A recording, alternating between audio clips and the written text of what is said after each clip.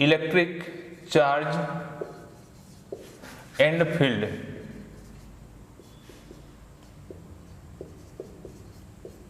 Electric charge and field ये हमारे chapter का नाम है। अब हम सबसे पहले अपने कॉन्सेप्ट क्लियर करते हैं कि वास्तव में जो चैप्टर का हमारा मेन हेडिंग है वैद्युत आवेश, इनको सबसे पहले समझते हैं। भाई विद्युत क्या है, आवेश क्या है, ये पहले समझना पड़ेगा, तब तो आपको चैप्टर समझ में आएगा।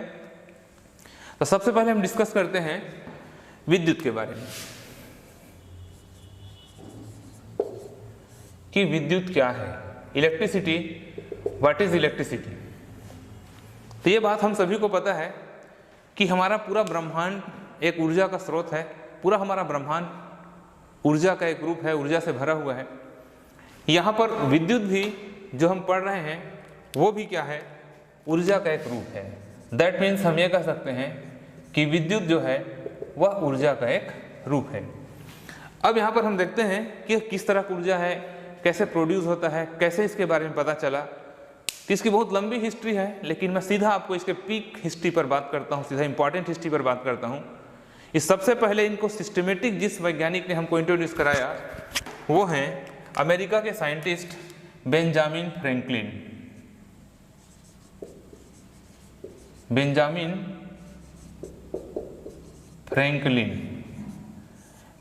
फ्रैंकलिन नाम के साइंटिस्ट ने इलेक्ट्रिसिटी को हमको सिस्टमेटिक बताया। और ये एक घटना थी, एक प्राकृतिक घटना है।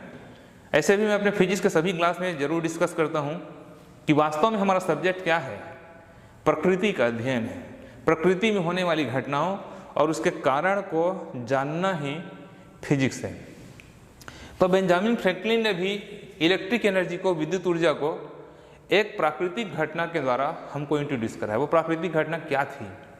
बेंजामिन फ्रैंकलिन को पतंग उड़ाने का शौक था और वो एक बार पतंग उड़ा रहे थे। कपड़े के बने हुए बहुत बड़े बड़े पतंग, अमेरिका में इसका कंपटीशन होता है, उनका पतंग बहुत हाइट में था। और जब वो पतंग उड़ा रहे थे इस तरह से, तो पतंग उड़ाते समय वो जो थ्रेड, वो जो धागा पकड़े हुए थे, उसमें अचानक मौसम खराब होने से, लाइटनिंग होने से, मतलब इसमें बिजली चमकने लगी आकाश में। जैसे ही आकाश में बिजली चमकने लगी तो बेंजामिन फ्रैंकलिन ने देखा कि उनको हाथ में रखे हुए धागे पर कुछ झटका जैसा शाक, इलेक्ट्रिक शाक जिसको अपन कहते हैं, एहसास हुआ।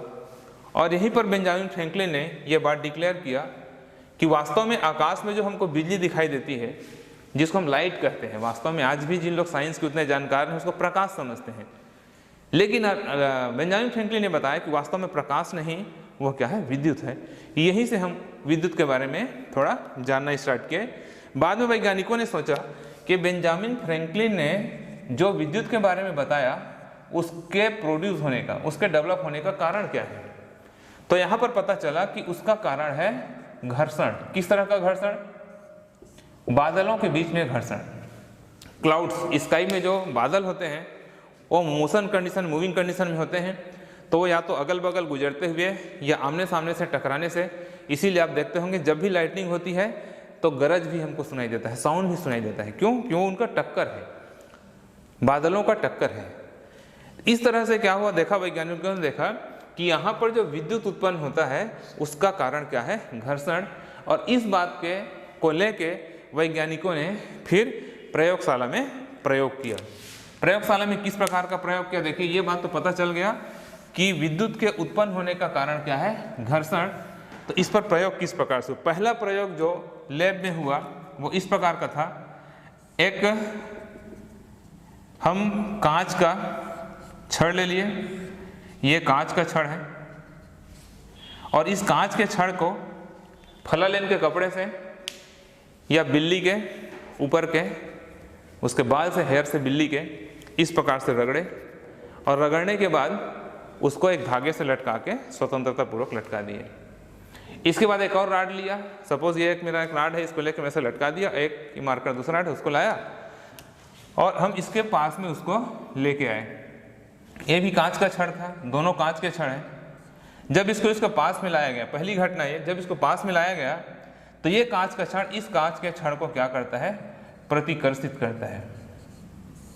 ये इसको प्रतिकर्षित करता है, माने उसको क्या करता है, ढकेलता है। दूसरे नंबर में इस प्रयोग को थोड़ा सा चेंज किया गया। एक तो हमने ले लिया कांच का छड़ जिसको हम घर्षण कराए, और दूसरा जो राड हम लेके आए उसको लेके आए एबोनाइट का। एबोनाइट भी एक तरह का पदार्थ है। इस तरह से एबोनाइट के राड को लेके आया तो वैज्ञानिकों ने क्या देखा कि यहाँ पर आकर्षण की घटना होती है, ये एक दूसरे को आकर्षित करते हैं। ये दो घटना प्रयोगशाला में करके देखा गया। तो यहाँ से वैज्ञानिकों ने एक निष्कर्ष निकाला। किस तरह का निष्कर्ष निकाला कि भाई जब दोनों समान पदार्थ थे तो प्रतिकर्षण हुआ, और जब दोनों मटेरियल को हम चेंज कर दिए, कांच या कार्बोनाइट कर दिया, तो उसमें क्या हुआ, आकर्षण हुआ। तो चूंकि यहाँ प्रतिकर्षण और आकर्षण दो तरह की घटना हो रही है, तो निश्चित रूप से यहाँ पर कोई दो तरह का चीज उत्पन्न हो रहा होगा। जैसे चुंबक में दो पोल होते हैं, नॉर्थ और साउथ, क्योंकि इलेक्ट्रिसिटी के पहले हमको मैग्नेटिज्म के बारे में पता था, चुंबक के बारे में पता था। तो यहाँ पर देखा गया कि कुछ दो चीज उत्पन्न हो रहा होगा, और उसको उन्होंने नाम दिया आवेश। मैं आपको बाद में बताऊंगा आवेश का सिस्टमेटिक डेफिनेशन। उसको उन्होंने आवेश कहा, इंग्लिश में हम बोलते हैं इसको क्या, चार्ज। ये आवेश। तो घर्षण के दौरान, इनके घर्षण के दौरान जो चीज उत्पन्न हो रहा है उसको आवेश कहा गया। और आवेश के दो प्रकार बताए गए, एक धन आवेश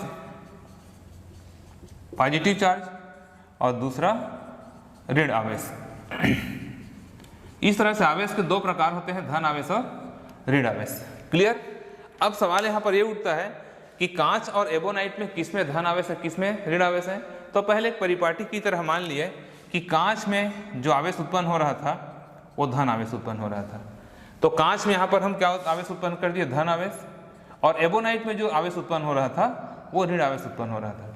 इस प्रकार वैज्ञानिकों ने बताया, चूंकि दोनों कांच का छड़ है और दोनों में समान आवेश है, तो समान आवेश में प्रतिकर्षण होता है, ये बताया। और यहाँ पर क्या है, कांच में धन है, एबोनाइट में ऋण है, तो असमान आवेश में आकर्षण होता है, ये बात पता चला। तो ये एक स्टार्टिंग कॉन्सेप्ट था जो शुरुआत में आया, लेकिन कुछ दिनों बाद ही हमारा जो कॉन्सेप्ट है वो फेलियर डिक्लेयर हो गया। क्यों फेलियर हो गया, असफल हो गया। क्यों हो गया, क्योंकि यहाँ पर इनके प्लस और माइनस आवेश उत्पन्न होने का हमारे पास कोई रीजन नहीं था। हमने मान लिया था कि माना कि कांच के छड़ के पास धन आवेश है, हम कैसे जाने कि उसी के पास धन आवेश है। ये भी तो हो सकता था कि कांच के पास ऋण रहा होगा, एबोनाइट के पास धन रहा होगा। कुल मिला के कॉन्सेप्ट प्रॉपर क्लियर नहीं था। तो बाद में मॉडर्न फिजिक्स में जब इस पर आगे वैज्ञानिकों ने अध्ययन किया तो इसका जो थ्योरी आया, जिसको हम बोलते हैं आवेश उत्पत्ति का इलेक्ट्रॉनिक सिद्धांत, जो कि बहुत इंपॉर्टेंट कॉन्सेप्ट है और आपके एग्जाम में भी ये कॉन्सेप्ट पूछा जा सकता है। तो ये मैंने आपको शुरुआत में जो बताया, एक तरह से एक इंट्रोडक्शन बताया, एक हिस्ट्री बताया। अब हम यहाँ पर देखते हैं आवेश उत्पत्ति का कारण। वास्तव में उसको कहते हैं आवेश उत्पत्ति का कारण, मीन्स आवेश उत्पत्ति का इलेक्ट्रॉनिक सिद्धांत। इलेक्ट्रॉनिक सिद्धांत, इलेक्ट्रॉनिक थ्योरी ऑफ चार्ज, ये मॉडर्न थ्योरी है। इस थ्योरी के बाद आपको पता चल जाएगा कि वास्तव में घर्षण के कारण आवेश क्यों उत्पन्न हो रहा है। तो यहाँ पर देखिए, यहाँ पर हम इमेजिन करते हैं, कल्पना करते हैं कि सपोज ये एक पदार्थ है और ये एक दूसरा पदार्थ है। ये अलग अलग पदार्थ के एटम हैं, ये उसके कण हैं, अणु हैं, इसके दो अलग अलग पदार्थ हैं ये। अब क्या किया गया, इन दोनों के बीच में क्या कराया गया, घर्षण। इनके बीच में जब घर्षण कराया दोनों के बीच में, तो घर्षण कराने से क्या होता है, इनको बाह्य ऊर्जा प्राप्त होता है। क्योंकि जब भी हम फ्रिक्शन करते हैं, घर्षण करते हैं, तो वहाँ पर जो इलेक्ट्रॉन होते हैं वो एक्सटर्नल एनर्जी, बाह्य ऊर्जा प्राप्त करते हैं और उत्तेजित अवस्था में आ जाते हैं। और ये बात अपने को पता है कि इसके न्यूक्लियस में जो पॉजिटिव चार्ज होता है प्रोटॉन, और इलेक्ट्रॉन क्या होता है, इसके बाहरी कक्षा में चक्कर लगाते हैं इस तरह से।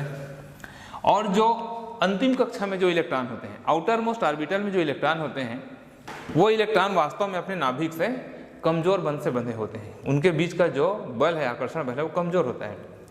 तो जैसे ही हम इन दोनों एटम में घर्षण कराते हैं, तो वह ऊर्जा प्राप्त करने के बाद एक पदार्थ का इलेक्ट्रॉन, अभी देखो, अभी इसमें इलेक्ट्रॉन और प्रोटॉन की संख्या बराबर है, मतलब ये विद्युत उदासीन है।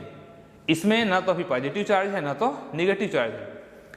लेकिन जैसे हम इसको घर्षण कराते हैं तो एक पदार्थ का इलेक्ट्रॉन y ऊर्जा प्राप्त करके अपने पदार्थ को छोड़कर दूसरे पदार्थ को ज्वाइन कर लेता है, मतलब अपने पदार्थ के को ऑर्बिटल को छोड़ता है, दूसरे के जाके ज्वाइन कर लेता है घर्षण कराने से।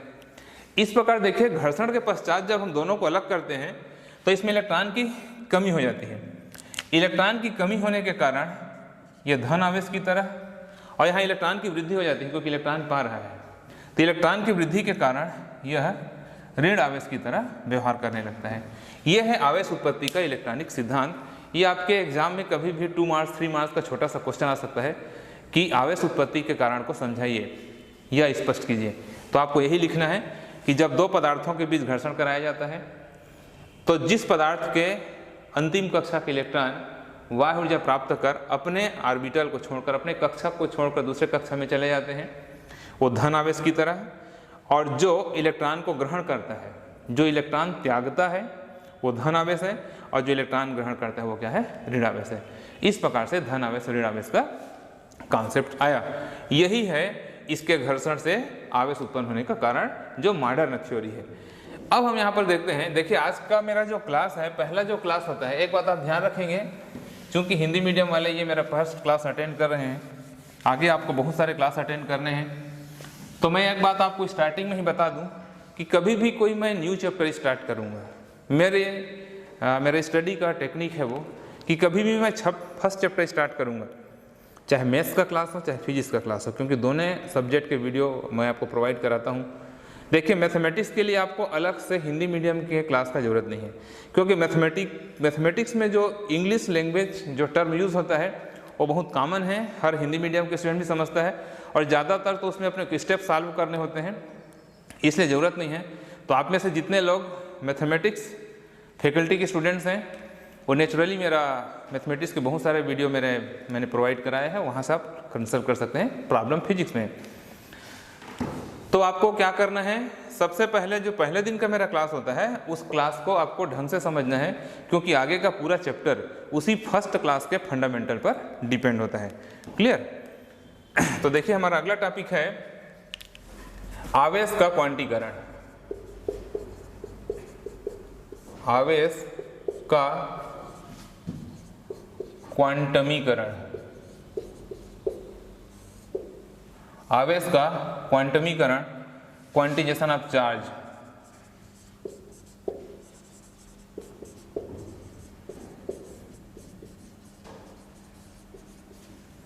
आवेश का क्वांटीकरण एक छोटा सा लेकिन बहुत महत्वपूर्ण सिद्धांत है। ये आवेश का क्वांटीकरण क्या होता है, देखिए आवेश का क्वांटीकरण का स्टेटमेंट है, इसका कथन है Q = N × E। ये इसका फार्मूला है, जहां पर Q क्या है, किसी पदार्थ पर कुल आवेश की मात्रा है, कुल आवेश है किसी भी पदार्थ पर।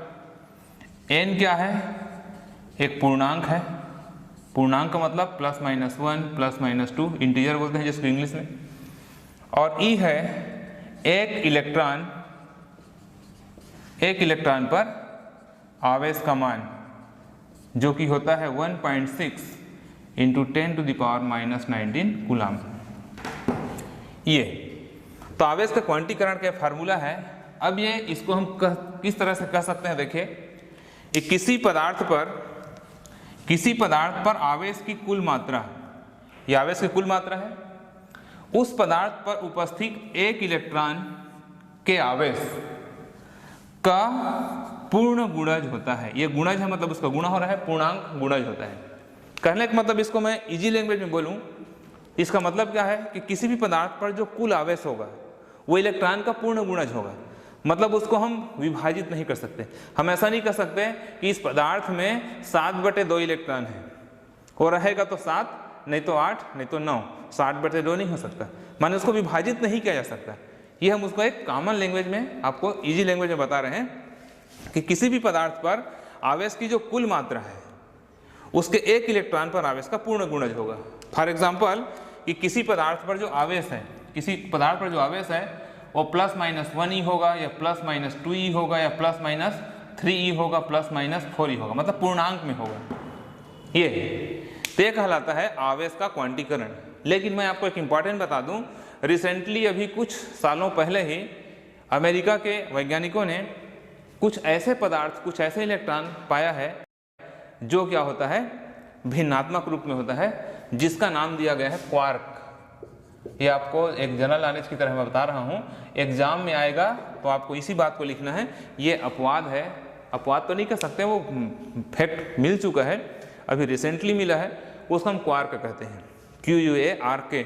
और क्वार्क हमको दो मिला है, एक ±1/3e और दूसरा मिला है ±2/3e। ये दो तरह के क्वार्क मिले हैं, जिसमें से +1/3 को अप क्वार्क और -2/3 को डाउन क्वार्क भी कहा जाता है। ठीक है, तो ये क्वार्क कहलाता है, ये आप अलग से ध्यान रखेंगे। तो आवेश का क्वांटिटी कार्ड क्या कहता है, किसी पदार्थ पर आवेश की कुल मात्रा उस पदार्थ पर उपस्थित एक इलेक्ट्रॉन पर आवेश का पूर्ण गुणज होता है। क्लियर। फॉर एग्जाम्पल यहाँ पर एक छोटा सा न्यूमेरिकल मैं आपको बता दूं कि जैसे 1 कूलाम चार्ज पर, सपोज Q = 1 कूलाम चार्ज है, तो 1 कूलाम चार्ज पर नंबर ऑफ इलेक्ट्रॉन कितना होगा।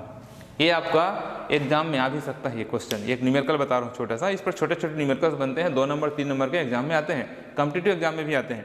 क्वेश्चन मैंने क्या बताया, यदि किसी पदार्थ पर 1 कूलाम आवेश है तो उस पर उपस्थित इलेक्ट्रॉनों की संख्या कितनी होगी। तो किस तरह से कैलकुलेशन होगा, यहाँ पर इस फार्मूला को हम n के लिए सॉल्व कर दें तो क्या लिख सकते हैं, n = Q/E लिख सकते हैं, E को इधर पक्षांतर कर दें तो n = Q/E हो जाएगा।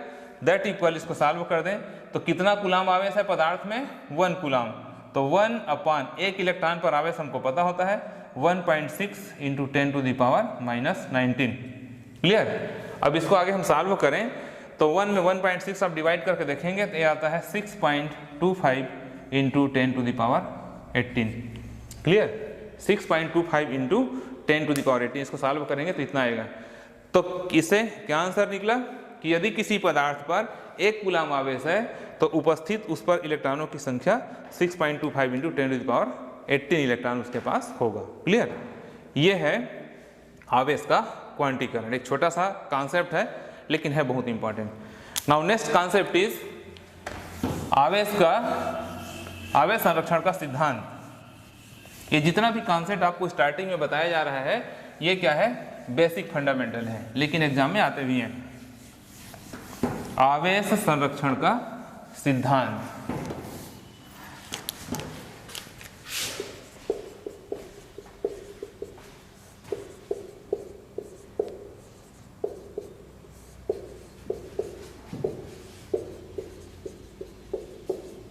आवेश संरक्षण का सिद्धांत। आपने ऊर्जा संरक्षण का सिद्धांत का नाम सुना होगा।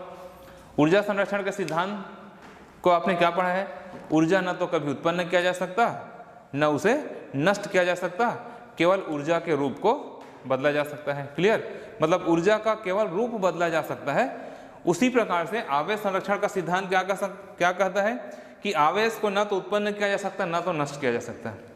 ठीक है, तो फिर क्या होता है, ये एक पदार्थ से दूसरे पदार्थ में स्थानांतरित होता है। मतलब यदि इसको हम टू द पॉइंट कहें तो किसी विलगित निकाय पर, किसी, ये शब्द आप याद रखना, किसी विलगित निकाय, विलगित निकाय का मतलब होता है ऐसा निकाय, आइसोलेटेड सिस्टम जो आवेश उत्पन्न करने के लिए जरूरी होता है।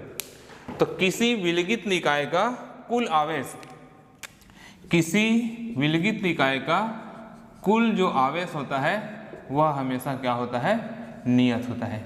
किसी विलगित निकाय का कुल आवेश नियत होता है। जैसा कभी आपने आवेश उत्पत्ति के सिद्धांत में देखा कि जब दो पदार्थों का घर्षण कराया गया तो एक इलेक्ट्रॉन एक पदार्थ से निकल के दूसरे पदार्थ में चला गया, कुल मिलाकर उनके पास इलेक्ट्रॉनों की संख्या नियत है ना, एक ने दिया एक ने पाया, लेकिन कुल मिलाकर तो उतना ही है। तो आवेश संरक्षण का सिद्धांत क्या कहता है, किसी विलगित निकाय का कुल आवेश सदैव क्या होता है, नियत होता है। दैट मीन्स हम इसको क्या सकते हैं, आवेश न तो उत्पन्न हो रहा है ना तो नष्ट हो रहा है। किसी सिस्टम पर आवेश का, सिस्टम पर ना, क्योंकि एक दे रहा है एक ले रहा है, दोनों मिलाकर सिस्टम कहलाएंगे, विलगित निकाय कहलाएंगे, उनका आवेश नियत होता है। तो एक लाइन का कॉन्सेप्ट है और ये एग्जाम में कभी भी 1 मार्क्स 2 मार्क्स का क्वेश्चन आता है। ये हुआ इसका बेसिक फंडामेंटल। इसके बाद इसका जो मैथमेटिकल स्टडी स्टार्ट होता है वह है कूलाम के नियम से। तो आज हम पढ़ते हैं कूलाम का नियम जो कि इस चैप्टर का सबसे इम्पॉर्टेंट टॉपिक है। उसके बाद आगे का जितना भी इसका स्टडी होगा वो कूलाम के नियम पर बेस्ड होगा। क्लियर? तो विद्युत आवेश संबंधी कूलाम का नियम, कूलाम्स लॉ। क्लियर?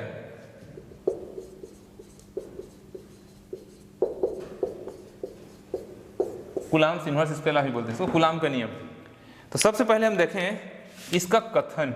जब आपको एग्जाम में लिखना होगा तो सबसे पहले आपको इसका कथन लिखेंगे। कथन वर्ड टू वर्ड आपको लिखना है जैसे कूलाम ने बताया था। कभी भी आप ध्यान रखना, आपको यदि बोर्ड एग्जाम में बहुत अच्छा मार्क्स स्कोर करना है तो वैज्ञानिकों के कथन को या किसी परिभाषा को आप कोशिश करिए कि शब्दशः लिखें, उसमें ज़्यादा अपने कॉमन लैंग्वेज को यूज़ मत करिए, क्योंकि ये उसका स्टेटमेंट है, उसका कथन है। तो यहाँ पर हम देखते हैं कि कूलाम ने अपने नियम में क्या बताया था। ठीक है, तो देखो सबसे पहले यहाँ पर आप मान लो कि माना कि ये एक Q1 आवेश है। क्लियर? और एक दूसरा आवेश है, इसका मान है Q2। एक Q1 और Q2 दो आवेश है। क्लियर? अब हम मान लेते हैं कि इन दोनों आवेशों के बीच की दूरी मान लो क्या है, R है। R दोनों के बीच की दूरी है और इन दोनों के बीच में लगने वाला जो बल है या तो आकर्षण भी हो सकता है या प्रतिकर्षण भी हो सकता है, क्योंकि दोनों आवेश यदि समान आवेश होंगे तो प्रतिकर्षण होगा और असमान आवेश होंगे तो आकर्षण होगा।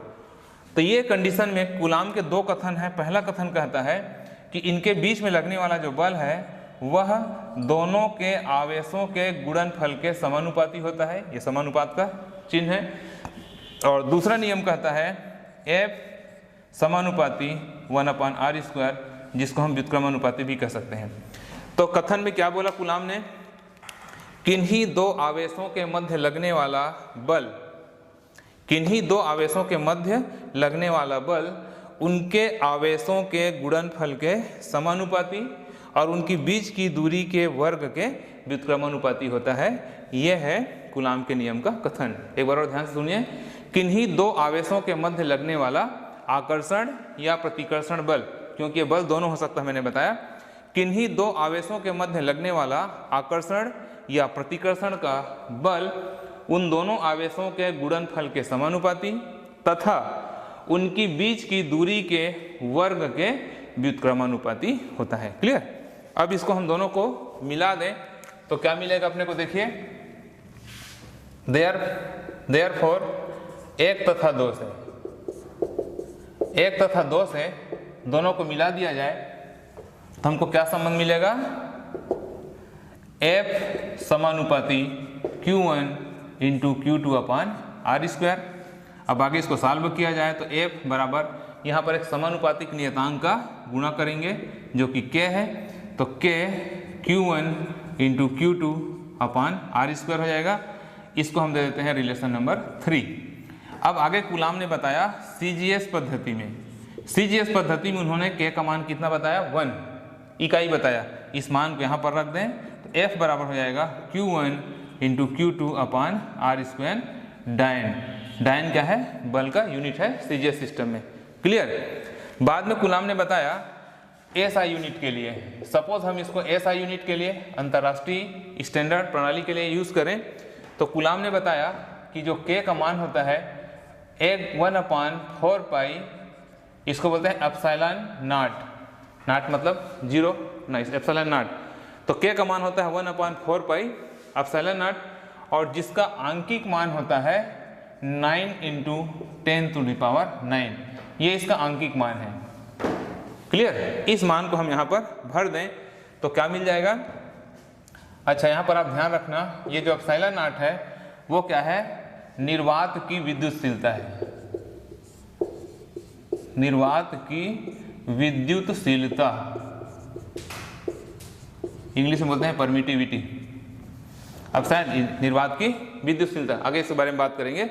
अब इस वैल्यू को हम समीकरण 3 में रख दें तो अपने को मिल जाएगा F = 1/4 pi epsilon not Q1 into Q2/r², या इसको लिख सकते हैं F = 9 × 10⁹ Q1 इंटू Q2/r²।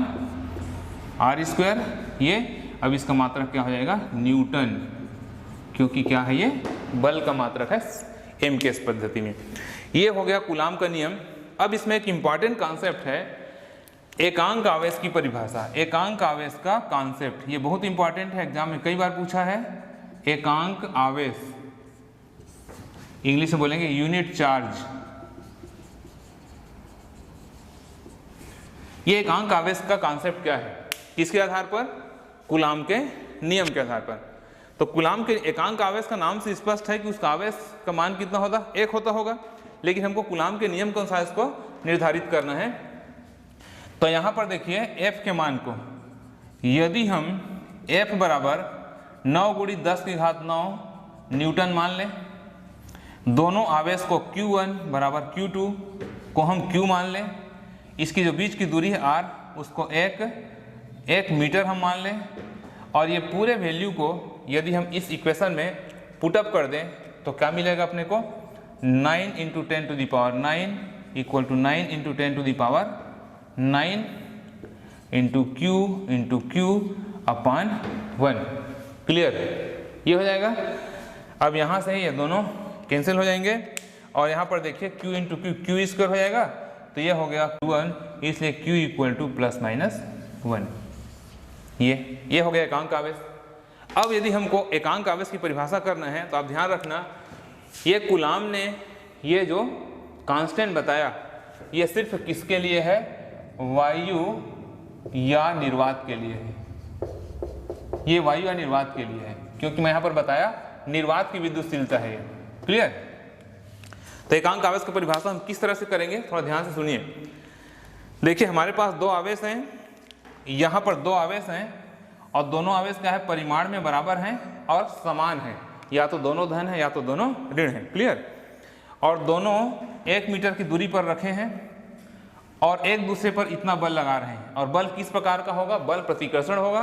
प्रतिकर्षण क्यों होगा, क्योंकि दोनों आवेश क्या है, समान है। तो हम ऐसे आवेश को क्या कहेंगे, एकांक आवेश कहेंगे। तो परिभाषा क्या हो जाएगा, देखो वायु या निर्वात में, क्योंकि दोनों आवेश कहाँ रखे हैं, वायु या निर्वात में। वायु या निर्वात में एक दूसरे से 1 मीटर की दूरी पर रखे दो समान तथा सजातीय आवेश, वायु या निर्वात में एक दूसरे से 1 मीटर की दूरी पर रखे दो समान तथा सजातीय आवेश यदि एक दूसरे को 9 × 10⁹ न्यूटन के बल से प्रतिकर्षित करें तो ऐसे आवेश को हम क्या कहेंगे, एकांक आवेश कहेंगे। क्लियर। तो बोर्ड एग्जाम में आपको कभी भी क्वेश्चन आता है तो ऐसा आता है कि कूलाम का नियम लिखो तथा इसकी सहायता से एकांक आवेश को परिभाषित करो। तो ये है हमारा कूलाम का नियम और उसकी सहायता से एकांक आवेश की परिभाषा। लास्ट में मैं 1 मिनट आपसे एक डिस्कस कर दूं कि कभी कभी क्वेश्चन क्या पूछता है कि इसकी आप सीमाएं लिखिए। यहाँ पर मैं छोटा सा लिख देता हूँ, इसकी सीमाएं, कूलाम के नियम की सीमाएं। 1-2 इसकी सीमा आपको मैं बता दूं। सीमाएं का मतलब क्या होता है कि कूलाम का नियम एक्चुअल में हर परिस्थिति में लागू नहीं होता, हर परिस्थिति में लागू नहीं होता। तो कुछ इसके लिमिटेशंस हैं। कई बार बोर्ड एग्जाम में पूछा है कूलाम का नियम लिखो तथा इसकी सहायता से एकांक आवेश की परिभाषा लिखो तथा कूलाम के नियम की सीमाओं की व्याख्या कीजिए कि किस किस कंडीशन पर वो अप्लाई होता है। तो कुछ इसके स्पेशल कंडीशन आप ध्यान देंगे। पहला कंडीशन क्या है कि ये जो आवेश है ये बिंदु आवेश होना चाहिए। बिंदु आवेश कहने का मतलब बहुत बड़ा आवेश नहीं होना चाहिए, पॉइंट चार्ज होना चाहिए, बिंदु आवेश होना चाहिए। दूसरा क्या है, इनके बीच की जो दूरी है r, ये जो इनके बीच की दूरी है ये दूरी ना तो बहुत अधिक होना चाहिए ना तो बहुत कम होना चाहिए। बहुत अधिक रखेंगे तो भी ये नियम लागू नहीं होगा और बहुत कम, नियर अबाउट 10⁻⁻15 मीटर से कम पर यह अप्लाई नहीं होता। 10⁻⁻15 मीटर से कम पर यह लागू नहीं होता। और तीसरा इंपॉर्टेंट बात है कि यह वायु या निर्वात के लिए ज़्यादा सही है, यह किसी माध्यम के लिए उतना सही नहीं होता। तो यह है वायु या निर्वात के। तो 3 इंपॉर्टेंट सीमाएं हैं। पहला क्या कि इसको बिंदु आवेश होना चाहिए दोनों आवेश को। दूसरा, दोनों आवेश के बीच की दूरी बहुत अधिक नहीं होना चाहिए, ना कि बहुत ही कम होना चाहिए। तीसरा, यदि ये दोनों आवेश वायु या निर्वात में रखे गए हों तो ये ज़्यादा सही काम करता है, बाकी कंडीशन में ये परफेक्ट सही नहीं हो सकता। तो स्टूडेंट्स, आज के इस वीडियो में मैंने हिंदी मीडियम स्टूडेंट्स के लिए स्पेशली फिजिक्स का क्लास स्टार्ट किया और ये मेरा इसका फर्स्ट टॉपिक था। कंटिन्यूअस आपको मैं ये प्रोवाइड कराऊंगा। आप इसको बहुत ध्यान से देखिए, समझिए, हमारे चैनल को सब्सक्राइब करिए ताकि आपको लगातार मेरे वीडियो प्रोवाइड होते रहें और आप उसको यूज़ करिए। Okay, thank you.